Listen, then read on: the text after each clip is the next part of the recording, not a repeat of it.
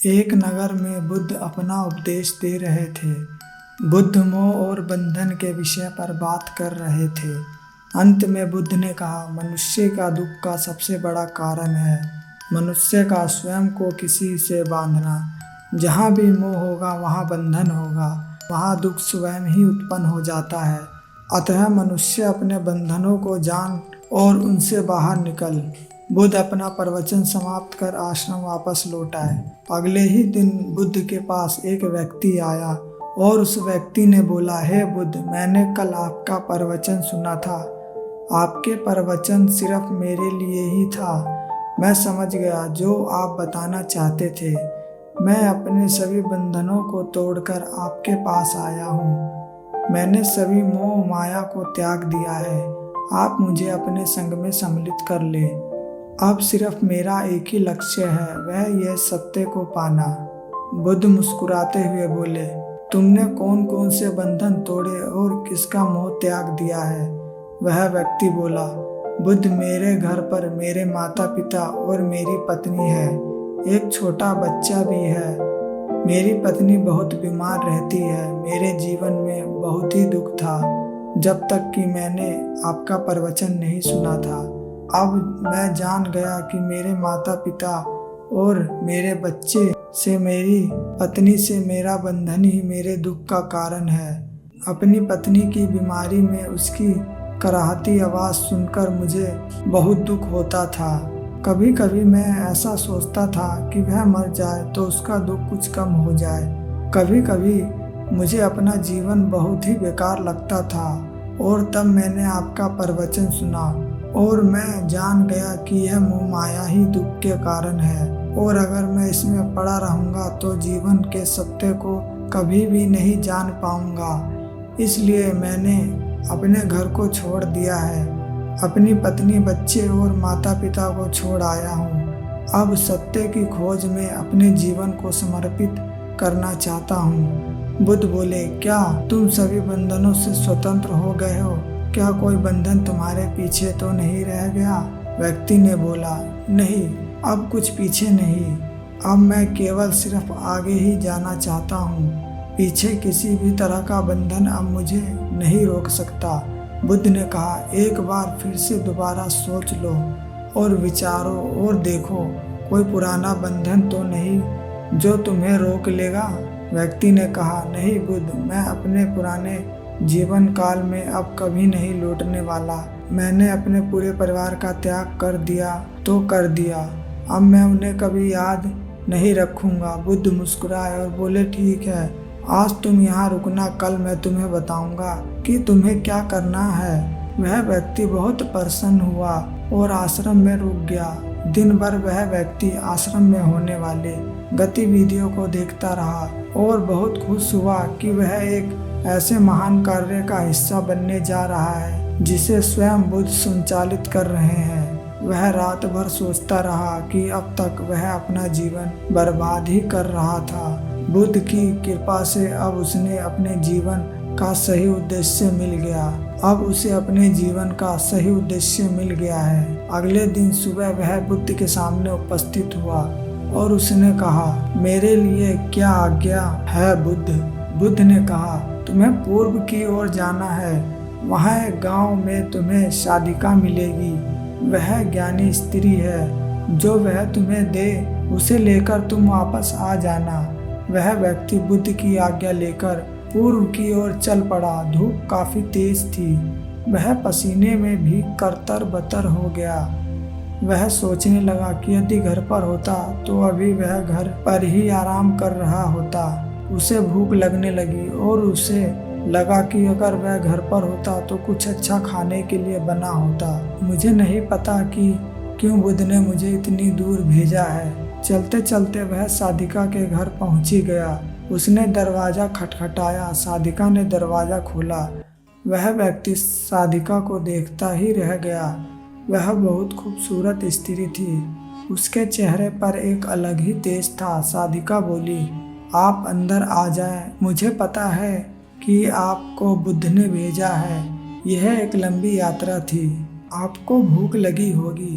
मैं आपके लिए खाना परोस देती हूँ। साधिका ने उस व्यक्ति के लिए खाना परोस दिया और वह व्यक्ति बहुत हैरान हुआ, क्योंकि यह वही भोजन था जिसके बारे में वह रास्ते भर विचार रहा था।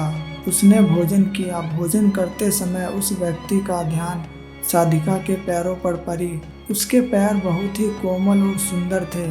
साधिका ने कहा, बुद्ध के चरण अत्यंत सुंदर है। उनके चरणों में जिसे स्थान मिल जाए उसे तब किसी के चरणों की आवश्यकता नहीं पड़ती। वह व्यक्ति घबराया और उसने अपनी नजरें नीचे कर ली और वह सोचने लगा कि भोजन तो हो गया, अगर थोड़ा विश्राम करने के लिए भी मिल जाए तो अच्छा होता, परंतु अब तो यहाँ से ऐसे ही जाना होगा। साधिका ने कहा, आपने भोजन कर लिया, अब आप थोड़ा विश्राम भी कर ले, मैं पंखा कर देती हूँ। वह व्यक्ति सोचने लगा, यह तो अजीब इत्तेफाक है, मैं जो कुछ भी सोचता हूँ इन्हें कैसे पता चल जाता है। फिर उसने सोचा कि यह सिर्फ एक संयोग ही होगा। वह व्यक्ति जमीन पर चादर बिछाकर लेट गया और आराम करने लगा। साधिका उस व्यक्ति को पंखा कर रही थी। वह व्यक्ति बीच बीच में साधिका की ओर देखता, कभी वह साधिका के पैरों को देखता तो कभी उसके चेहरे को। वह नजरें चुरा चुरा कर साधिका के सुंदर शरीर की आकृति को देखता, कभी वह साधिका के पैरों को देखता तो कभी उसके चेहरे को। वह नजरें चुरा चुरा कर साधिका के सुंदर शरीर की आकृति को देखता। उसकी आवाज़ इतनी मनमोहक थी कि मन ही मन उसने साधिका के लिए हजारों कविताएं रच डाली। काफ़ी समय होने के बाद उसे याद आया कि उसे जाना भी है। उसने तब साधिका से कहा, अब मैं चलना चाहता हूँ। यह कहते समय उसने मन में सोचा कि एक बार आखिरी बार मौका है साधिका को देखने का, देख लूँ, ऐसी सुंदरता मैंने आज तक नहीं देखी। साधिका ने कहा, इस शरीर में कुछ नहीं रखा, यह सिर्फ मांस, मज्जा, रक्त और हड्डियों का जोंट है।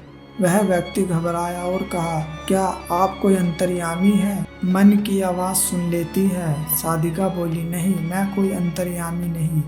बुद्ध की कृपा से मैं जीवन को जानती और समझती हूँ और मन के भावों को पढ़ सकती हूँ। इसलिए मैं आपसे कहती हूँ कि शरीर में कुछ भी नहीं रखा, यह नश्वर है और ख़त्म हो जाएगा।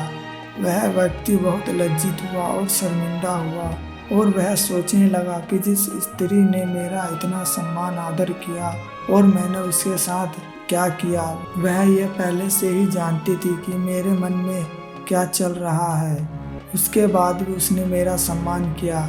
मैं एक बहुत बड़ा पापी हूँ। वह व्यक्ति साधिका से नजरें नहीं मिला सका और वहाँ से बुद्ध के पास वापस लौट आया और बुद्ध से कहा, हे बुद्ध, मुझे माफ़ कर दें, मैं बहुत बड़ा पापी हूँ। बुद्ध मुस्कुराए और बोले, मुझे पता है, इसलिए मैंने तुम्हें वहाँ भेजा था कि तुम अपने आप को देख सको। अब तुम मुझे बताओ कि क्या तुम इन बंधनों से मुक्त हो गए? क्या तुमने सभी बंधनों को त्याग कर दिया?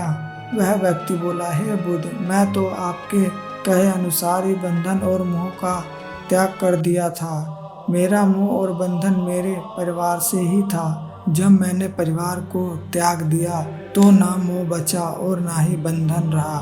बुद्ध बोले, बाहरी बंधन और मोह को त्यागने से हम बंधन मुक्त नहीं हो जाते, क्योंकि मोह या बंधन हमारे अंदर ही होता है या कहीं बाहर नहीं। इसलिए तुमने परिवार को तो छोड़ दिया और सोचा कि मैं बंधन से मुक्त हो गया, परंतु दूसरा बंधन आज तुम फिर से बांधने चले थे, जिसके कारण तुम आज अपने आप को पापी समझ रहे हो। वह व्यक्ति बोला, बुद्ध, मुझे माफ़ कर दें, आप सही कह रहे हैं, मैं सिर्फ अपनी पत्नी से छुटकारा चाहता था। 1 वर्ष से हम कभी साथ नहीं हो पाए।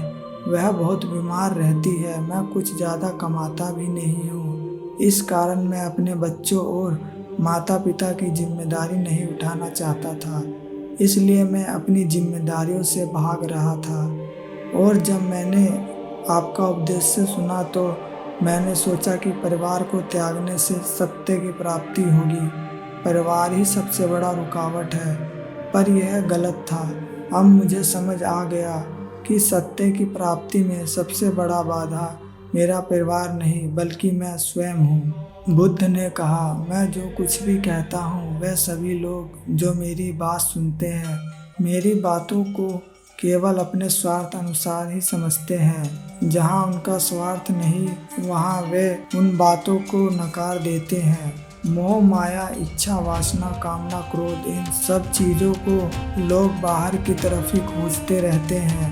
कामना से इच्छा की जन्म होती है, इच्छा से वासना की जन्म होती है और वासना न मिले तो क्रोध का जन्म होता है और यह सब एक दूसरे से जुड़े हैं। क्रोध के लिए हम किसी दूसरे को ही जिम्मेदार समझते हैं। आपने देखा भी होगा, जब भी आप क्रोध करते हैं आप कहते हैं कि उसकी वजह से मुझे क्रोध आया।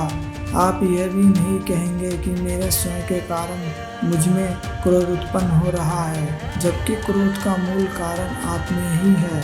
आप चाहे तो क्रोध आ सकता है, आप चाहे तो क्रोध नहीं भी आ सकता है। इसी तरह बंधन बाहर नहीं होते, हमारे मन में ही होते हैं। हम मन से ही किसी से बंधित हो जाते हैं और मन के बंधनों के कारण ही हमें दुख भी मिलता है।